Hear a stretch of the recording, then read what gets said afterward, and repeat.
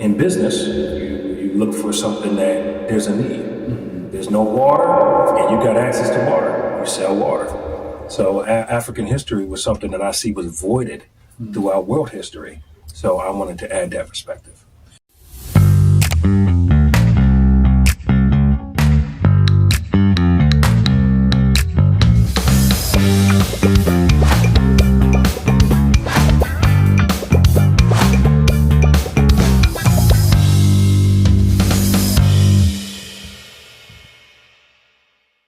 Here with another episode of EIC, Entrepreneur Impromptu Conversations. I'm honored to have another guest here who is dynamic in his research when it comes to Africa. He's going to expound on what he specializes in. Let's get into it. What's up, man? Yeah.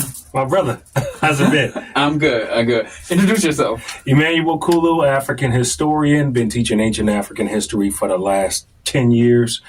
Traveled to the continent. My father's from Africa, and it was very dear to my heart to start teaching people because we saw a lot of misinformation about Africa. A lot of people, when they compare Africa, they think about National Geographic and animals and tribal people, but they don't think about civilization and the origin of civilization. So I really wanted to bring that to light. All right, so let's back it up a little bit. Where are you originally from? I'm from Buffalo, New York. Where did you grow up? I was born and raised here. Born and raised. Where did you go to school? I went to school at Erie ECC and University of Buffalo. All right. So what made you get into the African studies? I was kind of raised in it, man. You know, my father being from Cameroon, my mother was a Pan-Africanist as well. She was affiliated with Fred Hampton in the Black Panther movement in the 70s. Okay. But when he got murdered, my mom transitioned into education. Who was that? Fred Hampton. Okay, got it. And she transitioned into education, and she moved up here to Buffalo because Buffalo had a lot of opportunities at that time with the steel plants and education. So she came up here, became a teacher for 40 years. Oh, wow. And she linked up with my dad. He was trying to learn about Africans in America, African Americans who were here, and what was the struggle. And she was trying to connect back with her African roots because of her being connected to the Black Panthers. Got it. So it was like a nice cultural exchange between Africans and African Americans for my parents. So I was kind of raised with that understanding of having a pride and joy of being African. All right. So what made that seed turn into the studies, the fact that you've actually traveled to Africa, make that your passion? You know, I think for me, my mother in education. Okay. For the Buffalo Board of Education, she was a principal at assistant principal at Stanley Mikowski for about 10 years. Okay. And she was an educator for 40 years. So the education side I get from moms. My father never allowed me to believe that the history of Africa, as he said, the history of Africa did not start in the transatlantic slave trade. And I wanted people here to know that. You know, when we think about African history, we think about, like I said, slavery. We think about the oppression. We think about AIDS. We think about Ebola, because this is all the media has perpetuated. Got it. And it's led to a great miseducation of African history. So in business, you look for something that there's a need. There's no water, and you got access to water. You sell water. So African history was something that I see was voided throughout world history. So I wanted to add that perspective. So that research, the things that you learned, led to a path of you wanting to educate younger students. Yeah. I initially met you. Well, I knew you before I saw you at an MBK program where you speak to and trying to educate young kids on African history. How did you make that your mission? You know, most people, we know we didn't originate here in the U.S. Well, we came from someplace, but how did you make that your mission? You know, again, aligning it with my upbringing, but the connection, I knew that I had to start with the youth. Okay. I can teach, adults, and I do teach adults in many of my seminars and programs, but my mother being connected to Buffalo Public Schools for so long was a desire to get this type of history in school. I remember growing up, and I remember just telling people like, your last name Kulu. So they always compared it to Zulu. And Zulu, we are descended from the Zulu tribe. That's why the name is so similar. Okay. And I just remember telling, my peers in school, they was like, we was kings in Africa. And they'd be laughing at me. They'd be like, yo, bro, look at the textbook. Ain't no kings. They running around in the jungle. And I just couldn't prove it. But as the internet became more dominant in the world today, we started getting access to libraries and files and things that we didn't have if you didn't have access to these ancient libraries. So now we have more information to where now you can Google what was the first mega civilization in the world. And they'll find that was in ancient Egypt, ancient Kush, in Africa. Now people start to see, okay, it's not just with National Geographic and this whitewash narrative of African history. What I find too is individuals that come here that are from Africa seeking the quote unquote American dream, they sometimes discover that they had it better back in Africa than they do here because a lot of them they have servants that do things for them. In your exploration to Africa, what are some things that you discovered that surprised you when you went there? Cities.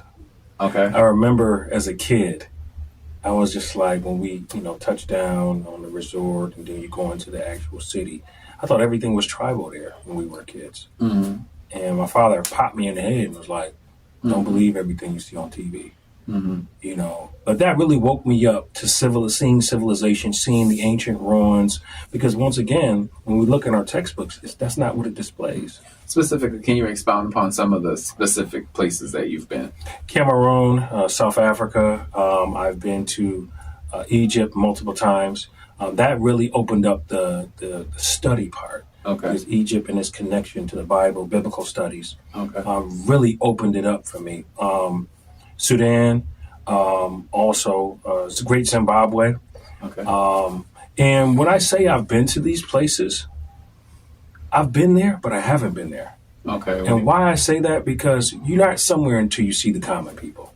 UNESCO, the touristy section. Yes. You actually want to see the common, the grassroots of things. Yes. And some of those in 2020 were virtual too. Okay. So I really want to go to a lot of these places that I just mentioned, on top of many others, but go and meet the common people. Then I can say, I've really, really been there. I got it. I got it. So you have this program where you educate the youth.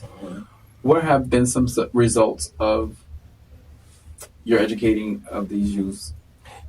Especially with MBK program, you see the students and start to embrace the culture. There was a time where people wanted nothing to do with being African at all, because it was connected to poverty. A lot of people would just say, I'm not African. And now we're starting to see more people say, hey, I'm not from Africa. My ancestors are all here. Well, that may be true. Africans did come here before Columbus. That's a fact. But they still came from Africa. You know what I'm saying? So one way or the other, we're still linking back to that motherland. And even when, the ancient Hebrew texts and also the Bible, the Quran, the Torah, all of these things lead us back to ancient Egypt as the first mega civilization. Got it. Which is in Africa, for those who don't know, not in this Middle East that they made. But, to see students start to get into that and embrace it and be proud of being African. Then we're seeing more African drumming and dancing in the schools, and the kids. And the kids are proud of it. It's so much value. And not just to African American students, because again, this being the first mega civilization, all civilizations sprouted out of there, out of Africa. Yeah. So when you talk about mega civilizations, you're talking about ancient Egypt, you're talking about Babylon, you're talking about Syria, you're talking about the United States of America today, Anglo-American world power. These were multi-ethnic civilizations. So even in ancient Africa in that time, when I'm talking about ancient Egypt, like times of Exodus or the times of Joseph and things like that, they were a multi-ethnic civilization. Yeah. So yes, there was white folks in ancient Egypt. There was Arabs in ancient Egypt, but it was predominantly an African civilization. Got it. So it was a mixed multitude. So everyone should know this history. So in terms of you have a wealth of knowledge, what is your goal and how do you connect to the communities now, not just with Buffalo Public Schools, but how could someone reach you if they want to dive into this research that you've done and the programs that you offer? You can check us out at Ancient African Antiquities Research Institute of America, which is www.aaaria.com. And we're doing a lot of this education with seminars where we have books. I have 3 books out, actually. I'm a best-selling author, Amazon best-selling author. Got it. My book is called I, Black Pharaoh, Rise to Power. And it tells the true African origin of ancient Egypt. When we look at ancient Egyptian movies like the Ten Commandments or Gods of Egypt, we're seeing them in a Eurocentric narrative. But we wanted to show ancient Egypt actually was. If you go on the temples and look at the walls and actually see how these people depicted themselves, they were Black African people. Okay. And they should be seen as Black African people. Yeah. And it was a way to kind of minimize Black history in ancient times. I got you. So you're going to get that. You're going to get that. You're also going to get the African Mass Making Program, which he was a part of, in MBK, African History Education. We're also featuring for the next, going forward, we just started the Sankofa Conference. Okay. Sankofa Conference, we had the first one February 28th, 2026. Yeah. And we're also going to be hosting the Afro Sankofa Festival, which is happening at AKG Museum on August 7th. Big things, big things. things. So we're going to be doing that annually. When you look at Sankofa, that word Sankofa means look back. Look back and fetch it, And when people hear that, look back, why I got to look back at the past? Because in order for you to know where you're going. There you go. You got to know where you come from. Yes, right? Yeah. If you don't know where you come from, you won't know where you're going. And if you don't know where you're going, anybody can lead you there. That's right. What I'm thinking about now, I have a friend who actually visited Africa at one point in time. I can't think of the specifics, but one of the things that he saw, he met some of the individuals, and they were actually able to tell him based on his mannerisms, his voice, exactly which tribe he was from, which is pretty cool to me. I've had the opportunity to go to Zimbabwe back in 2014, and it blew my mind when I went because we flew into Johannesburg and to see, like you mentioned, the civilization, the city. Johannesburg looks like a New York City, but a cleaner version of it. Exactly. But I want to actually be able to take advantage of your programs that you offer because there's so much that you can learn from our history. We're a unique people in culture. But I'm looking forward to meeting with you again. Yeah. You already told people how to get in contact with you. And your upcoming event is going to be in August. Can you say You that also again? could go on Eventbrite, check out Afro Sankofa Festival, and you just mentioned something that is up in the line of plans too that I forgot to mention. Okay. We are planning in 2028 to start bringing tour groups back to certain parts of Africa. Okay. Now, our goal is to start North Africa, so we want to do Egypt, we want to do Sudan, because those are the first mega civilizations. Okay. Right? We want to go to Ghana, because that's where the slave castle is, the door of no return. Very important, very essential for African history, for us to see that, once you came down that hole, the door of no return, it was finished for you. That was the end.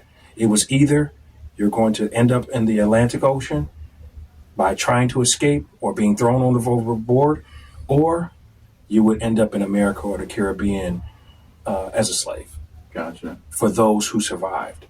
And many of us are the descendants of those ones who survived. Yeah. So it's a lot of history. So we also are going to go in 2028 into dealing with the post-traumatic transatlantic issues, trauma that has been caused with African American people, because it's a real thing and it needs to be addressed. What slavery has done to African people. I think the post-traumatic effect has affected us beyond slavery because of I can't speak to the proper lingo, but because of the effects of how we're treated in America.